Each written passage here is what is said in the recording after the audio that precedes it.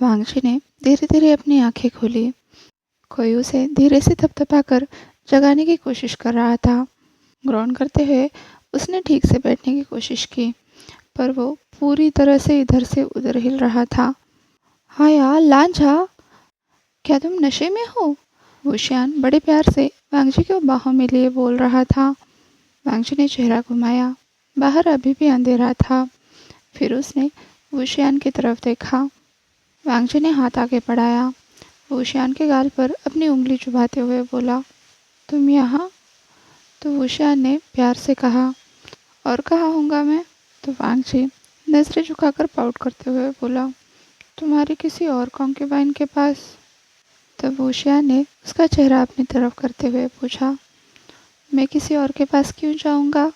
अब वांगजी ने वुशियान की आंखों में देखते हुए कहा, क्योंकि तुम महाराज हो और मैं गणिका, मैं तुम्हें वारिस नहीं दे सकता। वांगजी ने अपने दिल का दर्द खोला और वुशियान बस उसे देखता रह गया। अब तो वांगजी को और भी बुरा लग रहा था, पर तभी वुशियान के होंठ वांगजी के होंठों से आ मिले।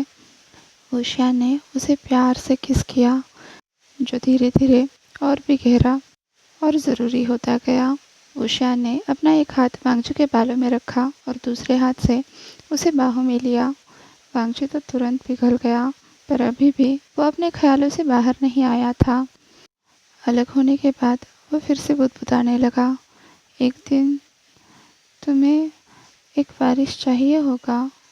पर उसे जवाब देने के बजाय वुशियान उसे अंदर लेकर गया। अब उसने वांगजी को बेड पर लिटाया। वांगजी भी चुपचाप वुशियान की सारी हरकतें देख रहा था।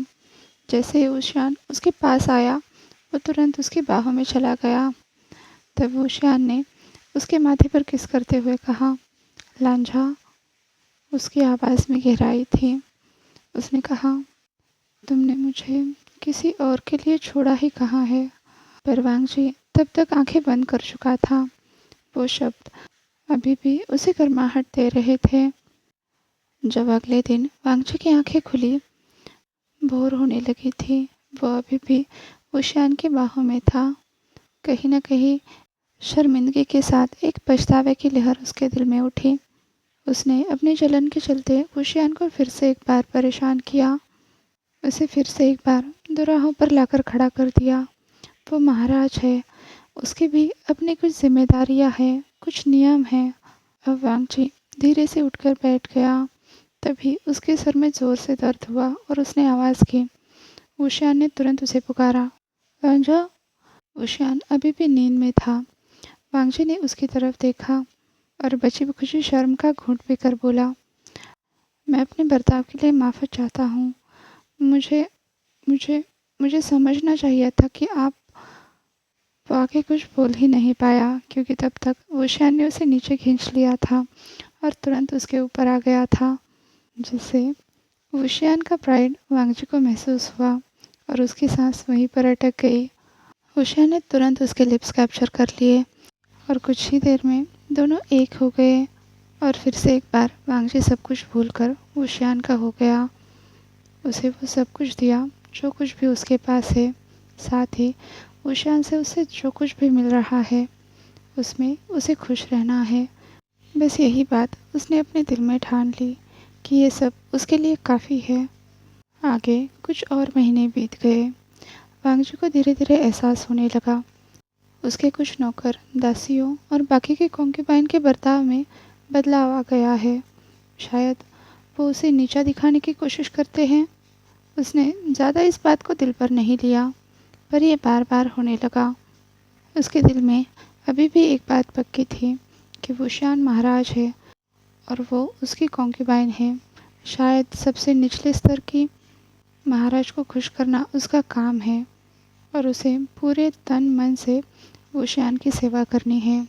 शायद उसके पास बाकियों की तरह और कुछ नहीं है देने के लिए। पर धीरे धीरे बाकी लोगों का बर्ताव वांगजी के प्रति और भी बिगड़ता गया। एक शाम वांगजी ने पाया कि वो अपने महल के बाहर है और वहाँ पर कोई भी मौजूद नहीं है। तभी मूसलाधार बारिश होने लगी और शाम होते होते वांगजी बहुत बुरी तरह से कांपने लगा। उसने अपने आप को छुपाने की, बारिश से बचाने की भरसक कोशिश की, पर वहाँ पर रक्षक तक खड़े नहीं थे, ना ही वो जहाँ पर खड़े रहते हैं वो जगह खुली थी। वांगजी ने अपने दोनों हाथ अपने शरीर पर लपेट लिए ताकि कोई गर्माहट मिल सके, पर इससे भी कोई मदद नहीं हुई। वो अभी बहुत बुरी तरह से कांपने लगा था। तभी उसे एक जानी पहचानी आकृति दिखाई दी। जैसे ही उसने वांगजी को देखा, इससे पहले कि वो भागकर उसके पास आए, कुछ पल के लिए वो वहीं थम गया। उसके माथे पर तुरंत एक शिकन आ गई और तुरंत ही अपने सेवकों के साथ आगे बढ़कर वो वांगजी तक पहुंच गया। वुशियान ने कहा, वांगजी तुम यहाँ पर क्या कर रहे हो? वुशियान का सहायक उसके लिए तुरंत एक छाता लेकर आया, जो वुशियान ने वांगजी पर पकड़ाया। मुझे मुझे नहीं पता, वांगजी कांपते हुए बोला। तभी वुशियान चिल्लाया, दरवाज़ा खोलो! वुशियान ने तुरंत वांगजी को उठा लिया और दौड़ते हुए अंदर चला गया।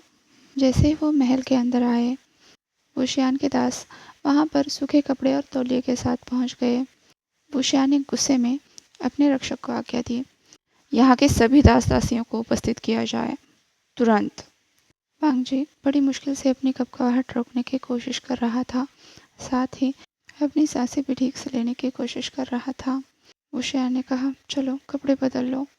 तुरंत वो वांगजी को उठाकर स्लीपिंग चैम्बर्स में ले गया। उसने बड़ी ही कोमलता से वांगजी के कपड़े खोले, जैसे उसके हाथ लगाने भर से वांगजी टूटकर बिखर जाएगा। फिर वांगजी के बदन को उसने पूरी तरह से सुखाया, उसे इनर रोब्स पहना दिए।